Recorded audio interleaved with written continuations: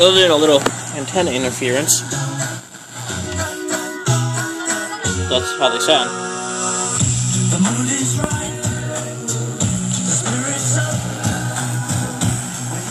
That's with the new speaker in it, and then if I can find the wire from my current ones, we'll compare them.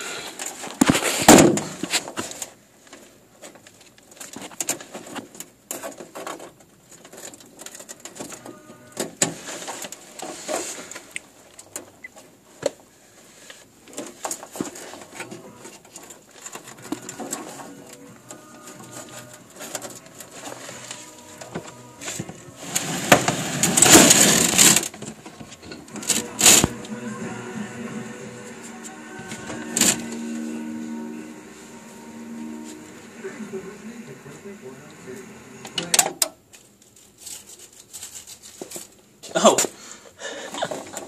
forgot you guys are still back there.